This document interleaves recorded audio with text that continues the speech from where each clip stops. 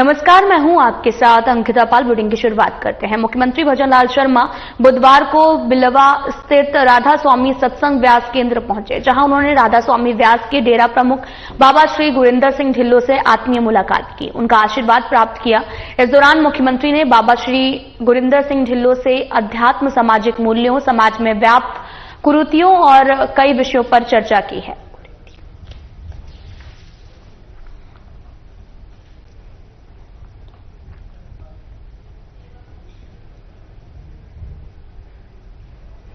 ऊर्जा मंत्री हीरालाल नागर के जन्मोत्सव के उपलक्ष्य में पूरे प्रदेश भर में विशाल रक्तदान शिविर का आयोजन किया गया है।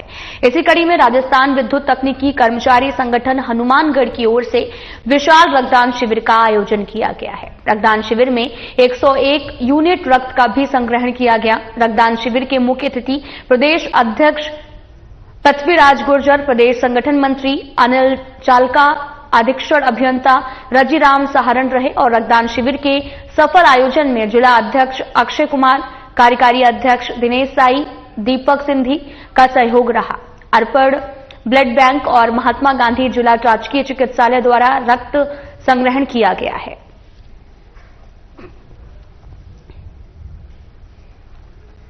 समस्त बिजली तकनीकी कर्मचारी रक्तदान शिविरों का आयोजन कर रहे हैं। राजस्थान के बिजली कर्मचारी न सिर्फ बिजली की सेवाएं बल्कि जन सेवाओं में भी किसी से पीछे नहीं है, यह साबित किया है। लगभग 13 जनवरी को हमारा अजमेर डिस्कॉम के सभी जिला हेडक्वार्टरों पर रक्तदान का कार्यक्रम था। आज जोधपुर डिस्कॉम के सभी जिला हेडक्वार्टरों पर रक्तदान का कार्यक्रम है और कल दिनांक 16 जनवरी को कोटा संभाग में रक्तदान का कार्यक्रम रहेगा। साथ ही 17 जनवरी को समस्त बिजली कर्मचारी जयपुर विद्युत भवन में रक्तदान का कार्यक्रम का आयोजन कर रहे हैं, जिसमें माननीय ऊर्जा मंत्री जी भी शिरकत करेंगे। बीकानेर के डूंगरगढ़ ट्रॉमा सेंटर की मांग को लेकर यूथ कांग्रेस ने प्रदर्शन किया है। कांग्रेस जिला अध्यक्ष बिश्नाराम सिंहक और कांग्रेस नेता हरिराम बाना सहित बड़ी संख्या में कांग्रेस कार्यकर्ता और कई अन्य नेता मौजूद रहे। कांग्रेस कार्यकर्ताओं ने स्थानीय उपखंड कार्यालय के सामने टायर जलाकर विरोध प्रदर्शन किया। इस अवसर पर उन्होंने स्थानीय बीजेपी विधायक पर भी कई आरोप लगाए। कांग्रेस देहात जिला अध्यक्ष सहित सैकड़ों कार्यकर्ताओं ने इस मौके पर उपखंड अधिकारी उमा मित्तल को ज्ञापन सौंपा और शीघ्र ही श्री डूंगरगढ़ में ट्रॉमा सेंटर बनाने की मांग रखी है।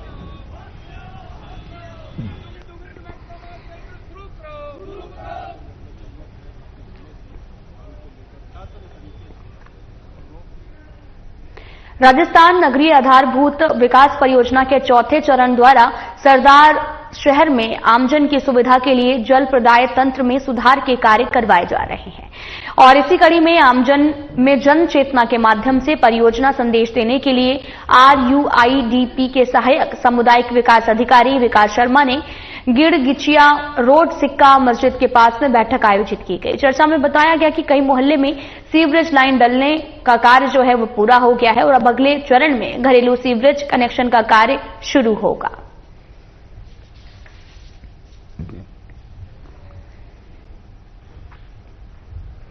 मकर संक्रांति के शुभ अवसर पर जयपुर के जल महल की पाल पर आयोजित पतंग उत्सव ने राजस्थान की सांस्कृतिक धरोहर और पर्यटन को एक नया आयाम दिया है। यह आयोजन न केवल पतंगबाजी का जश्न था बल्कि पारंपरिक कला, संगीत और भोजन का अद्भुत संगम भी रहा। मुख्यमंत्री भजनलाल शर्मा और उप मुख्यमंत्री दिया कुमारी ने इस आयोजन का उद्घाटन गुब्बारे उड़ाकर किया।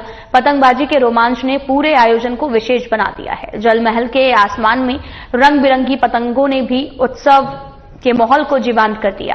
पतंग बनाने की पारंपरिक कला का लाइव प्रदर्शन भी किया गया, जिसने बच्चों और पर्यटकों को आकर्षित किया है। इस दौरान उप मुख्यमंत्री दिया कुमारी और हवा महल विधायक बाल मुकुंद आचार्य ने पतंग उड़ाकर उपस्थित कलाकारों और देसी विदेशी पर्यटकों के साथ में पतंग उत्सव मनाया है।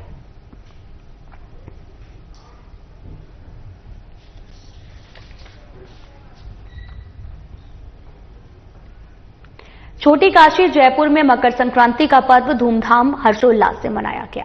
बीजेपी प्रदेश अध्यक्ष मदन राठौड़ ने भी संक्रांति पर पतंगबाजी का लुत्फ उठाया और पेंच भी लड़ाए। आपको बताते चलें कि बीजेपी अध्यक्ष मदन राठौड़ ने जलमहल की पाल पर मुख्यमंत्री भजनलाल शर्मा, उप मुख्यमंत्री दिया कुमारी और जनप्रतिनिधियों के साथ के साथ मिलकर पतंग महोत्सव का शुभारंभ किया। इसके बाद बीजेपी प्रदेश अध्यक्ष मदन राठौर ने किशनपोल बाजार, सौखियों का रास्ता में राजू अग्रवाल और मंगोड़ीवाला के आवास पर पतंग महोत्सव में शिरकत की और इस दौरान राठौर ने कहा कि सूर्य उपासना, दान पुण्य से जुड़ा ये पर्व मकर संक्रांति प्रदेशवासियों के जीवन में सुख, समृद्धि और खुशहाली का मार्ग प्रशस्त करेगा।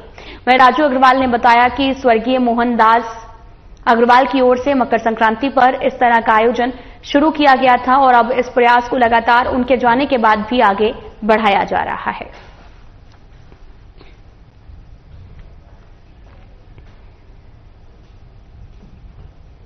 राजस्थान विधानसभा में पूर्व मुख्यमंत्री स्वर्गीय जगन्नाथ पहाड़िया को उनकी जन्म जयंती पर पुष्पांजलि दी गई है और राजस्थान विधानसभा अध्यक्ष वासुदेव देवनानी ने विधानसभा के प्रथम तल स्थित पूर्वी लॉज में स्वर्गीय पहाड़िया के चित्र पर पुष्प अर्पित कर पुष्पांजलि दी गई और साथ ही स्वर्गीय पहाड़िया 6 जून 1980 से 13 जुलाई 1981 तक राजस्थान के मुख्यमंत्री रहे थे और विधानसभा में सरकारी मुख्य सचेतक जोगेश्वर गर्ग, पूर्व विधायक नवरंग सिंह, विशिष्ट सचिव भारत भूषण शर्मा और विशिष्ट सहायक के शर्मा, वरिष्ठ उप सचिव पुरुषोत्तम शर्मा, सहायक सचिव लोकेश जैन सहित विधानसभा के अधिकारियों और कर्मचारियों ने स्वर्गीय पहाड़िया के चित्र पर पुष्प अर्पित कर पुष्पांजलि दी है।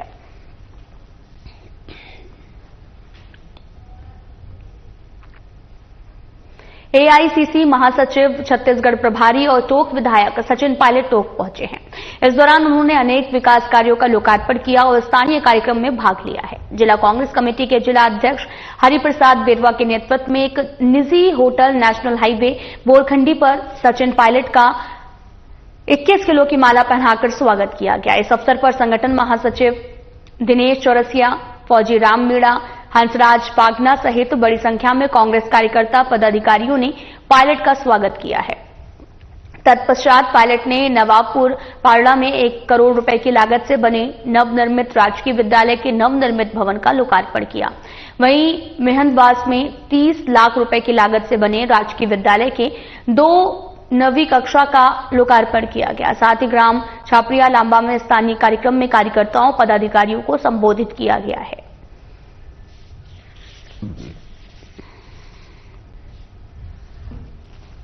मैंने कल भी कहा था कि लोकसभा चुनाव के समय तमाम विपक्ष के दलों को हम लोगों ने इकट्ठा किया। उसमें कांग्रेस जो है मजबूत स्तंभ है उस इंडिया अलायंस का, और जो भाजपा की वैचारिक सोच का विरोध करते हैं उन सब लोगों को साथ लेने का बीड़ा राहुल गांधी जी ने, खड़गे साहब ने और तमाम नेताओं ने, हमारे जितने इंडिया अलायंस के पार्टनर्स हैं, उन्होंने बीड़ा उठाया था। और उसका परिणाम ये रहा कि जो लोग दावा करते थे 300 पार, 400 पार, 500 पार, उन लोगों को आके जनता ने 240 पर रोक दिया और एक मिलीजुली सरकार का गठन 2024 के चुनाव में हुआ। और खासकर राजस्थान में, उत्तर प्रदेश में, महाराष्ट्र में, हरियाणा में हमारा इंडिया अलायंस का बहुत अच्छा परफॉर्मेंस रहा। जम्मू कश्मीर में हमारा अच्छा परफॉर्मेंस रहा। तो इंडिया गठबंधन का जो जिस सोच के साथ इसका निर्माण किया था वो आज भी कायम है। इंडिया गठबंधन पहले मजबूत था, आज भी मजबूत है। कुछ राज्यों में कभी कभी लोकल परिस्थिति देखकर, कहीं उपचुनाव है, किसी प्रांत में कहीं विधानसभा के चुनाव हैं, तो वो अलग परिस्थिति बन जाती है। लेकिन इंडिया अलायंस का जो गठबंधन है उसमें हम सब लोग साथ हैं, हमेशा साथ रहेंगे। कई बार दिल्ली में किसी नगर पालिका में चुनाव है या कहीं उपचुनाव है या किसी प्रदेश में चुनाव है, वहां की अलग लोकल परिस्थितियां हैं। लेकिन राष्ट्रीय स्तर पर बीजेपी और एनडीए के विरोध में जो तमाम दल हैं वो पहले भी एक साथ थे और आज भी एक साथ हैं। दिल्ली में जो राजनीति हो रही है, मुझे बड़ा खेद है कि कई बार आम आदमी पार्टी को मौका दिया जनता ने, दिल्ली की जनता ने, और उसी जनता ने कई बार केंद्र सरकार में भाजपा को मौका दिया।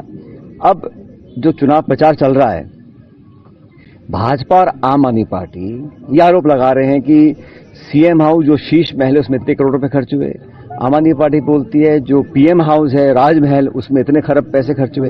तो जो संवाद है, जो चर्चा होनी चाहिए दिल्ली विधानसभा चुनावों में, वो आप और भाजपा के जो आपस के झगड़े, आरोप प्रत्यारोप और मकान पे कितना खर्च हो रहा है, इस तक सीमित रह गया। दिल्ली में जो प्रदूषण है, महंगाई है, बेरोजगारी है, साफ सफाई है, उस पर किसी का ध्यान नहीं है। तो कांग्रेस पार्टी ने, अब हमने 3 गारंटीज लॉन्च की हैं। तीसरी गारंटी मैंने लॉन्च की थी दिल्ली में, लेकिन हम लोग गारंटीज, एक रोड मैप और एक वैकल्पिक व्यवस्था को प्रस्तावित जनता के बीच में कर रहे हैं। मुझे विश्वास है कि दिल्ली के लोग समझ गए हैं कि शीला दीक्षित जी के समय दिल्ली में लगातार 15 साल कांग्रेस सरकार थी और जो विकास उस समय हुआ वो दिल्ली के लोग आज भी याद करते हैं। दिल्ली वासी जानते हैं कि कांग्रेस ने, विपक्ष में थे हम लोग केंद्र में, बावजूद उसके दिल्ली सरकार जो कांग्रेस की थी, केंद्र सरकार के साथ हम लोगों ने मिलकर समन्वय बनाया और विकास को कभी रुकने नहीं दिया।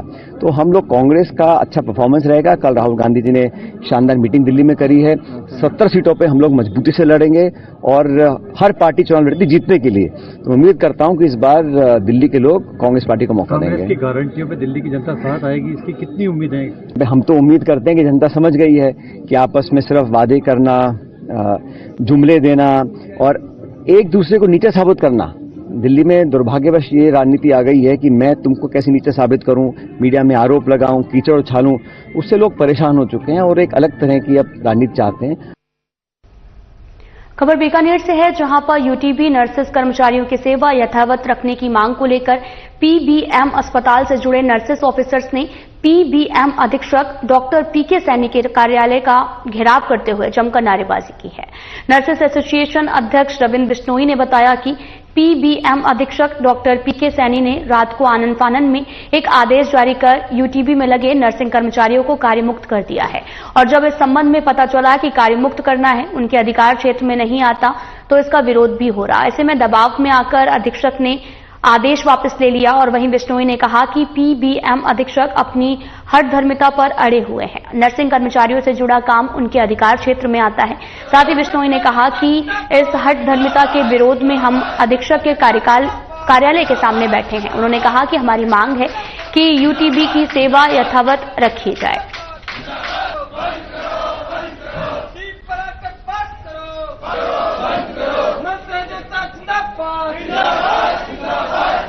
यूटीबी पर लगे कार्मिक जो कोरोना काल से काम कर रहे हैं, जिनको कोरोना काल में व्यवस्था के तहत लगाया था और पीबीएम हॉस्पिटल में 400 से अधिक यूटीबी कार्मिक काम कर रहे हैं। यूटीबी नर्सिंग ऑफिसर अपनी सेवाएं सीएमओ के माध्यम से यहाँ दे रहे हैं। तो कल ऑफिस बंद होने के बाद रात को 8 बजे के बाद डॉक्टर पीके सैनी ने तानाशाही दिखाते हुए ऑफिस खोलकर 21 जनों को यहाँ से कार्यमुक्त कर दिया और जबकि कार्यमुक्त का अधिकार इनके अधिकार में आता ही नहीं है, क्योंकि जब भी यूटीबी कार्मिकों की अभिवृद्धि आती है उस अभिवृद्धि में इनको पत्नी भी नहीं दी जाती और न ही उस अभिवृद्धि से अटैच है, तो इनका अधिकार क्षेत्र में नहीं आता। उसके बाद भी तानाशाही ने इन्होंने कार्यमुक्त करके 30 जनों के साथ इनके जीवन के साथ खिलवाड़ कर लिया। उसके बाद इनको जब पता चला तो रात को 3 बजे तक हम यहाँ प्रदर्शन करते रहे।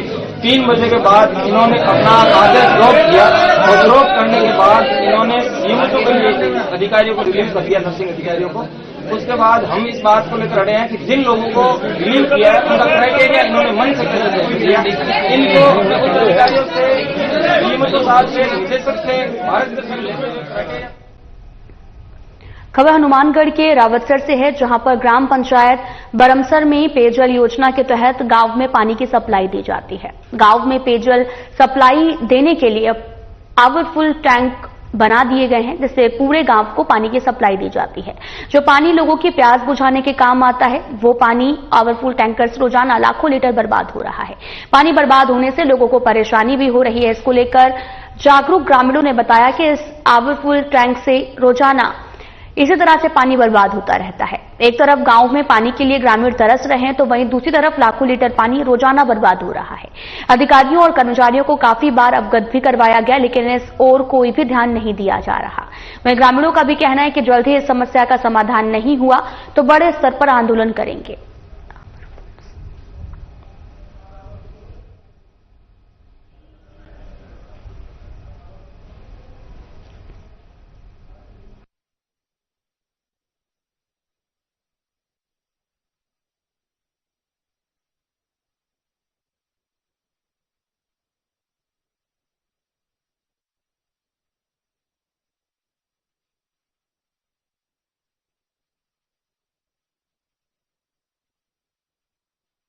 खबर बीकानेर से है, जहां पर rotary club of Bikaner Marudhara के सेवा कार्यों से प्रेरित होकर और रोटरी मरुधरा की प्रेरणा से सचिव रोटे अनिल भंडारी के बड़े भाई और भाभी राकेश भंडारी और रेनू भंडारी ने रोटरी जल मंदिर का जल नारायण व्यास कॉलोनी में निर्माण करवाया गया, जिसका लोकार्पण रोटरी पूर्व प्रांतपाल अरुण प्रकाश गुप्ता, डूंगर कॉलेज प्रिंसिपल राजेंद्र पुरोहित, वार्ड नंबर 34 के पार्षद संजय गुप्ता, रोटरी मरुधरा अध्यक्ष रोटे शकील अहमद सिद्दीकी और भंडारी परिवार ने रिबन काटकर संयुक्त रूप से किया है।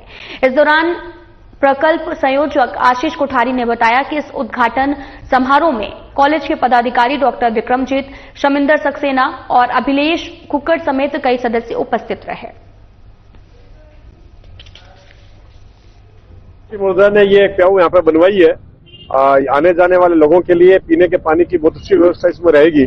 तो मैं रोटरी महोदय को तो बधाई देता हूँ, भंडारी परिवार को बधाई देता हूँ और साथ ही आभार व्यक्त करता हूँ डूंगर कॉलेज प्रिंसिपल साहब का और उनके मैनेजमेंट का। उन्होंने मैंने केवल स्थान उपलब्ध करवाया बल्कि पानी और बिजली जो है उसको उपलब्ध करवाए रखने की सहमति प्रदान की। तो एक बहुत अच्छा काम रोटरी महोदय ने किया है। रोटरी महोदय वर्षों से अच्छे काम करती रही है, उसी कड़ी में ये एक नया काम हुआ है। Thank you. खबर श्री गंगानगर से है, जहां पर आपको बताते चलें कि सूरतगढ़ भारतमाला सड़क पर भीषण सड़क हादसा हो गया है। तेज धुंध के कारण अमृतसर जामनगर भारतमाला सड़क पर ठेठार गांव के पास में एक साथ 1 दर्जन से भी अधिक वाहनों की टक्कर हो गई है। तेज धुंध के कारण 2 ट्रकों की आपसी भिड़ंत के बाद में दोनों में आग लग गई है और आपको बताते चले कि आग पर काबू पाने का प्रयास किया जा रहा। हादसे में किसी के हताहत होने की कोई खबर नहीं है। मौके पर पुलिस और दमकल की गाड़ियों ने कड़ी मशक्कत के बाद आग पर काबू पाया। घटना के बाद हाईवे पर दोनों ओर से वाहनों की लंबी कतार लग गई है।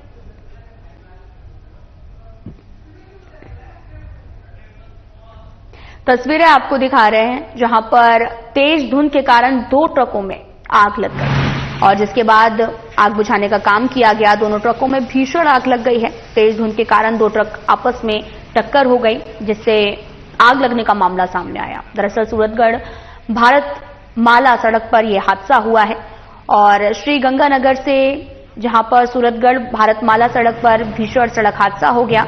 तेज धुंध के कारण अमृतसर जामनगर भारतमाला सड़क पर ठेठार गांव के पास में एक साथ में 1 दर्जन से अधिक वाहनों की टक्कर हो गई है।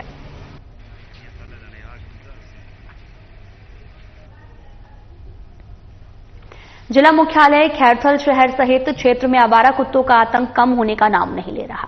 खैरथल के समीप गांव किरबारी में करीब 12 दिन पहले दिल दहला देने वाली घटना, जिसमें एक मासूम बच्ची को आवारा कुत्तों द्वारा नोचने के बाद में हुई मौत के बाद में यह दूसरी बड़ी घटना है। समीपवर्ती गांव शाहपुर निवासी राहुल खान की 3 साल की मासूम बालिका जानिस्ता को एक आवारा कुत्ते ने बुरी तरह से आंख, चेहरे और सिर को नोच लिया है, जिसमें उसकी आंख, चेहरे और सिर पर गंभीर जख्म हो गए हैं। मासूम बच्ची की गंभीर हालत देखते हुए उसे राजकीय सैटेलाइट अस्पताल ले जाया गया, जहां से उसकी गंभीर हालत को देखते हुए चिकित्सकों ने उसे अलवर रेफर कर दिया है।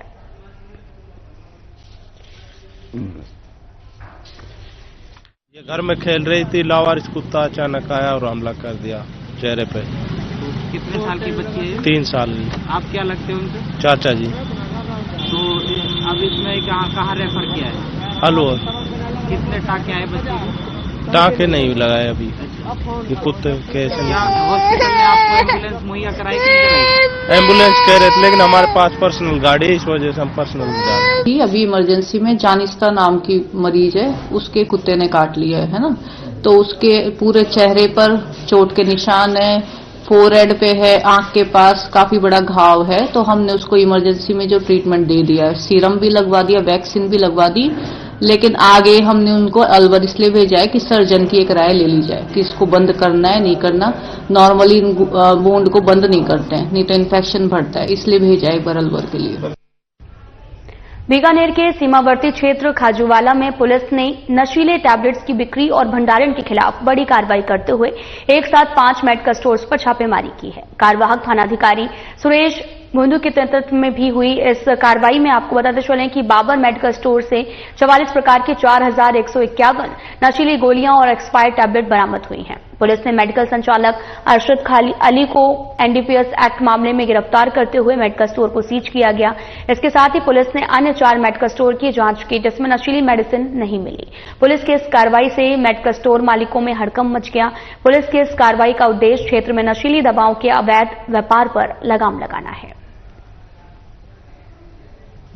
अपने पुलिस मुख्यालय से मादक पदार्थों के विरुद्ध कार्रवाई के लिए अभियान चल रहा है। इसी कड़ी के तहत अपने खाजूवाड़ा क्षेत्र में मेडिकल पे कोई जो मेडिकल बुक स्टोर है उन पे नशीली दवाइयां बिकने की सूचना आई थी, जिस पर श्रीमान एसपी साहब बीकानेर के निर्देशन में खाजूवाड़ा थाने के सब इंस्पेक्टर सुरेश पादू उसके नेतृत्व में कार्रवाई की गई। और कई मेडिकल स्टोर में चेक किया गया तो बाबर मेडिकल है खाजूवाड़ा में, उस पर 4151 जो नशीली टैबलेट है वो बरामद हुई। इस बाबत उसके पास कोई परमिट या लाइसेंस नहीं मिला। इस संबंध में थाने पे मुकदमा दर्ज किया गया, जंतु रक्षक को उसकी जांच दी गई है। जो भी आगे कार्रवाई है मुकदमा दर्ज किया गया, उसमें अपने अनुसंधान में जो भी कहाँ से दवाइयां आई हैं और कहाँ सप्लाई करनी थी उसके बारे में कार्रवाई। टोंक जिला पुलिस अधीक्षक विकास सागवान के निर्देश की पालना करते हुए उनियारा थाना पुलिस ने थाना क्षेत्र में अवैध मादक पदार्थों की तस्करी और देसी कट्टा के साथ में एक युवक को गिरफ्तार किया है। साथ ही तस्करी के काम ली जाने वाली एक कार को भी जब्त किया गया। रतनलाल साउनी की टीम और जिला विशेष टीम की ओर से अवैध मादक पदार्थों पर कार्रवाई करते हुए एक आरोपी को गिरफ्तार किया गया है और आरोपी के कब्जे से अवैध मादक पदार्थ 48 किलो 420 ग्राम स्मैक, 16 किलो 640 ग्राम MDMA और एक देसी कट्टा और एक कार जब्त की गई है। फिलहाल पुलिस ने आरोपी को जेल भेजकर आगे की जांच शुरू कर दी है।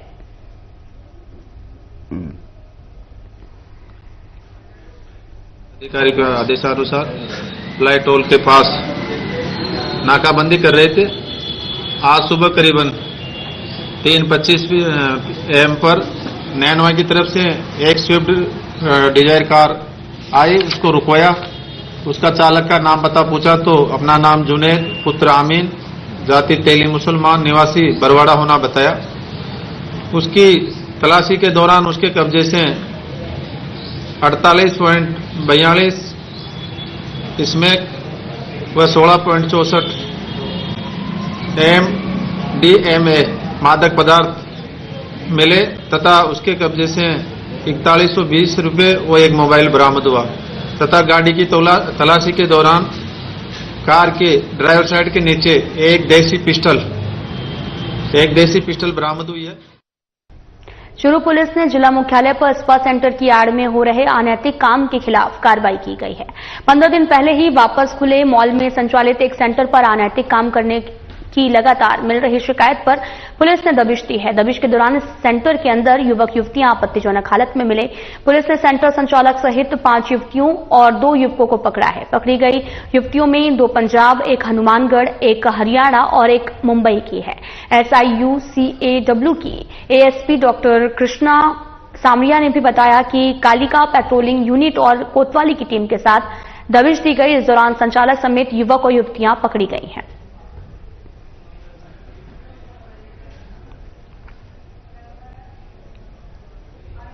स्पा सेंटर के अंदर 5 लड़कियां और 2 लड़कों को संदिग्ध अवस्था के अंदर पकड़ा है और हमारी जांच में ऐसा पाया गया है कि होटल का जो संचालक है, स्पा सेंटर का संचालक, वो लड़कियों को पैसे देकर के यहाँ पे बुलाता था और स्पा के नाम पे लड़के भी हायर करता था। मतलब लड़के जो कस्टमर बन करके आते थे और पीटा एक्ट की कार्रवाई इसके अंदर पाई गई है। संचालक को भी गिरफ्तार किया गया। बिल्कुल, संचालक को भी अभी सभी को दस्तयाब किया गया है। अभी पूछताछ जारी है।